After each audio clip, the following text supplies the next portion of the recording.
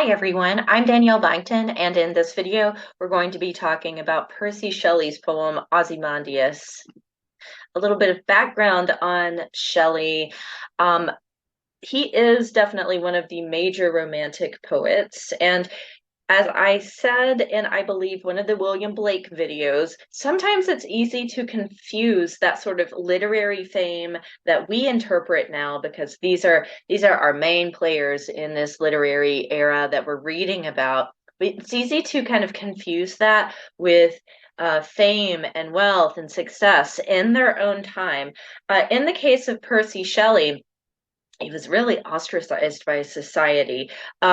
He was very fervently and openly an atheist and a vegetarian. So today in the 21st century, while we might see those sorts of things aligned with just the identity of a hipster and sort of mainstream, even that was widely unacceptable in his time. So he's ostracized by society. It's later his art is as hugely appreciated as it is now.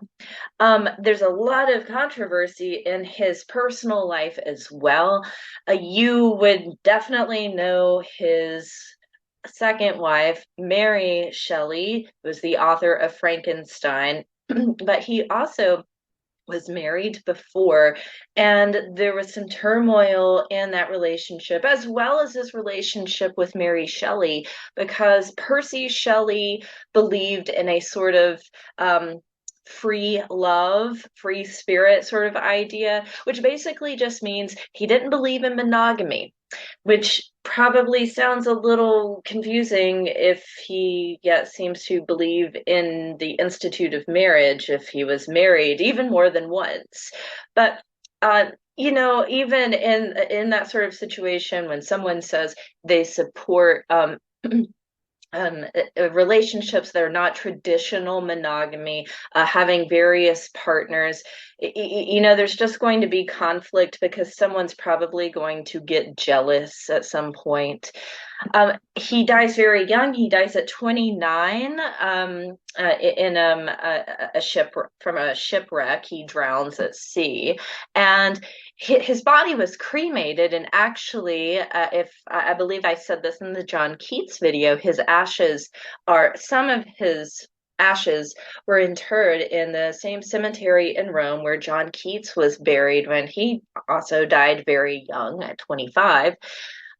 There's this whole sort of background of the rest of his remains that you might encounter if you go down the rabbit hole reading more about the romantic poets and some of their strange interest. Percy Shelley was very much an alcoholic, and as a result of that, his heart had calcified a lot, even at 29. And so when he was cremated, the heart wasn't totally destroyed because of the calcification. And so, as the story goes, Mary Shelley ends up with his heart, and it's found about a year after she passes away, a few decades later, wrapped in the papers of one of the last poems that he wrote. So she had possession of his heart. I think that sort of biographical information, little details like that, as wild as they are, this really informs, or it really can inform your reading of the work, especially something like Ozymandias.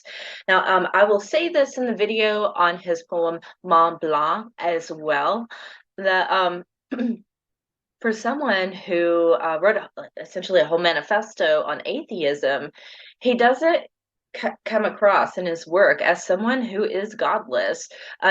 Perhaps he just couldn't quite find the right discourse for this, but at times it usually comes across as the expression spiritual but not religious. So he was definitely anti-theocracy, those sorts of ideology, but there is a very spiritual aspect to this sort of aesthetic rapture and interest in the past of humanity that he writes about.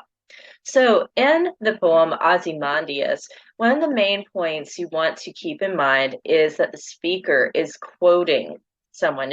This is secondhand information. So, you have the first line and a half from the speaker saying, I met someone from an antique land. I met a traveler from an antique land who said, and then the whole rest of this poem is that information that we get from the traveler. So the traveler is telling us the details of this, what used to be a full body statue. So all that's left is we have two vast and trunkless legs of stone in a desert. So this is way out in the middle of nowhere. This is a civilization that once was, but no longer is. And near them, near the trunkless legs that are standing in the desert, so this kind of broken, destroyed statue, on the sand, there's a half sunk, a shattered visage lies. So what was the face on the statue is it's half stuck in the sand, but it's also been clearly broken and shattered from the rest of it. So there's a hint of the face of this person this statue is crafted after, whose frown and wrinkled lip and sneer of cold command tell that its sculptor well those passions read which yet survive. So the passions read are these details of the face, and the details, the characteristics of this person, it seems that they are not a warm and fuzzy kind person. We're essentially looking at someone who it seems that we can interpret them as a sort of dictator. There is not a positive light on the sort of leadership that the statue seems to represent.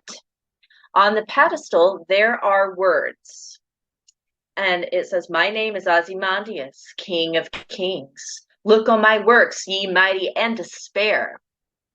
And that's all there is. This is what is left for us to kind of infer what the world, what the civilization, what the culture was like that Ozymandias ruled. Now, something that's important to take away here is that this history that Shelley is writing about, that's a theme that you see come up in his poetry. When if you go onto my Mont Blanc video on that, covering that poem, there's this really deep interest in that case, it's more about nature, but it's looking into this distant past and how large nature is, and history, and the past. And even though we have measurements for those things like years and dates and hours, the passing of time, right? And we label eras and time periods and such throughout history, but all of those events they're really like the shaping of society in the present that it is much larger than human knowledge can ever conceive. In this last bullet point here, Shakespeare's Sonnet 55 is a good example of this, that the intent of writing the poetry is so the thing that's being discussed lives forever.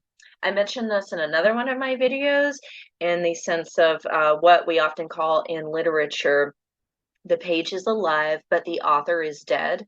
So the what's on the page or what's in the narrative, this could be poetry, drama, this can also be the visual arts, this could be something in a painting or a sculpture. The narrative that is captured there lives forever within that art, within that piece of art. The history around it, which would, in this case of Ozymandias, be the civilization and culture that we are speculating what it was like and what Ozymandias was like as a ruler, that's the part that's dead, that is more difficult to understand in this case, or more difficult to romanticize, perhaps. And that is it for this video. Thank you.